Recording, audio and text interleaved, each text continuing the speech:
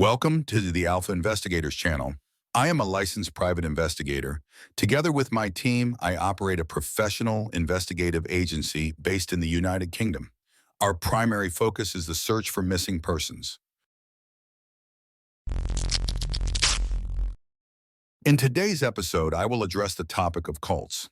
For years, various cult-like groups have existed around the world, attracting new members through different recruitment methods. Although there are no official statistics linking cult activities with people going missing, experts point to possible connections between these phenomena. Cults use a variety of recruitment techniques, often hiding their true intentions under the guise of religious, therapeutic, or educational activities.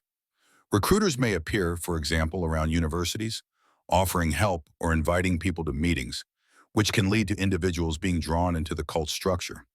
The lack of institutional oversight and the ease of registering new religious associations contribute to the development of cults.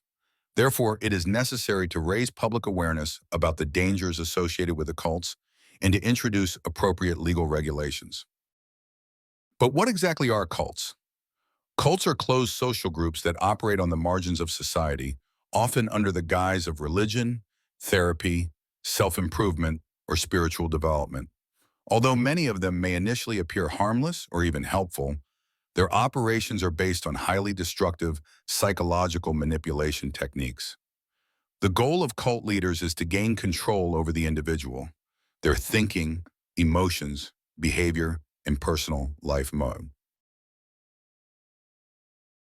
What comes first? One of the first and most important strategies used by cults is isolation. New members are encouraged or forced to cut off contact with their families, friends, and the outside world. Group representatives claim that outsiders do not understand the truth, are toxic, or are trapped by the system.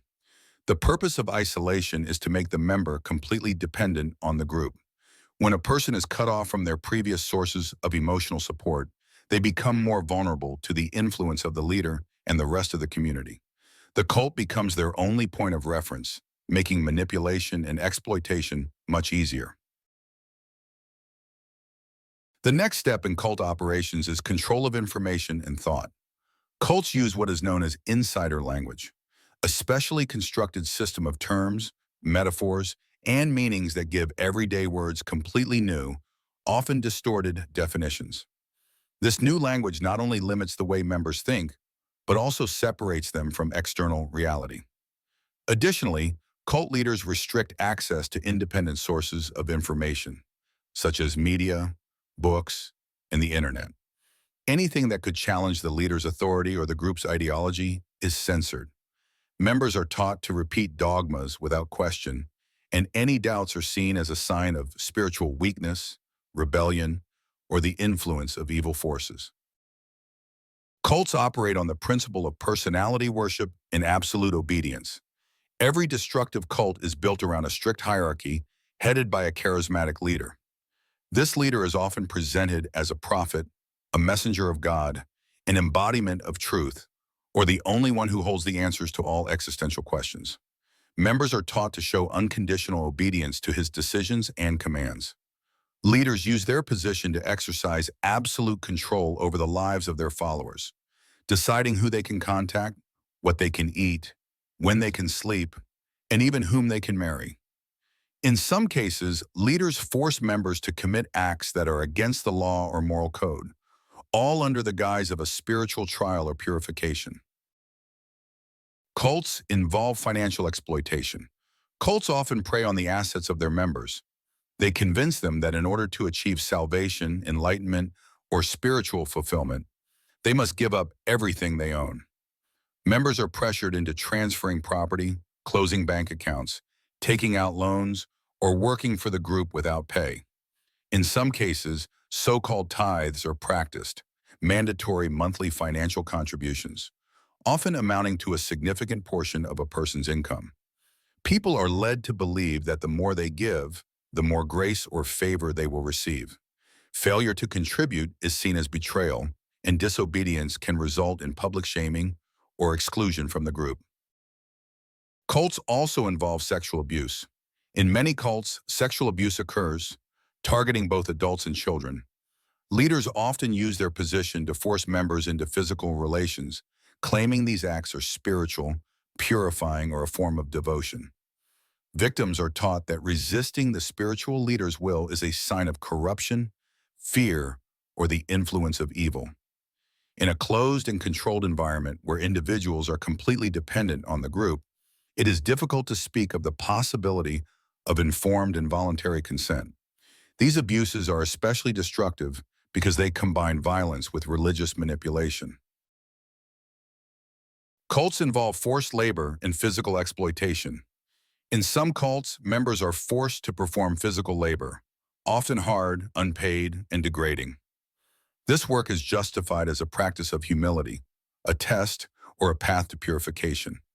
Those who are sick, exhausted, or unable to work are often shamed or subjected to psychological or physical punishment.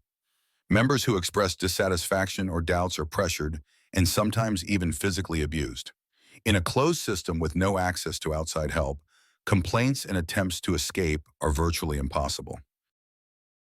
What impact does all of this have on mental health?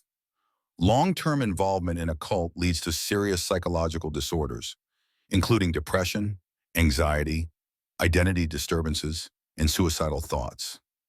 Members lose the ability to think independently, analyze, and make decisions. They develop a dependency syndrome on the group, experiencing fear of leaving, shame, and the belief that they are nothing without the cult. The process of leaving a cult, known as deprogramming, is long and painful.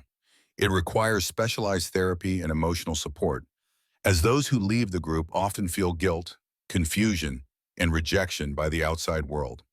To summarize, cults exploit their members on many levels: emotional, intellectual, sexual, physical, and financial. The control mechanisms are subtle but extremely effective. The goal is not the well-being of the individual, but the maintenance of power and benefit for the leaders. In the face of the growing number of destructive groups, it is essential to raise public awareness, provide education, and establish support institutions for cult victims. Anyone who suspects that a loved one may be a victim of a cult should seek help from professionals, psychologists, non-governmental organizations, and appropriate services. If you are in a cult and feel that you should leave, don't be afraid to take that step. There are many people who have done it, and although it was difficult, they now believe it was worth the effort. Look for centers that help victims of psychological manipulation, where you can receive specialized support.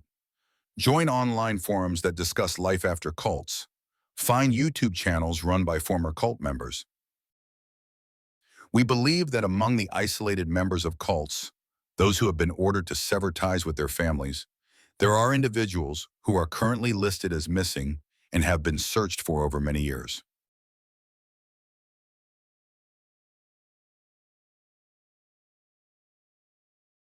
If you find this topic important, please share this material with your acquaintances and friends.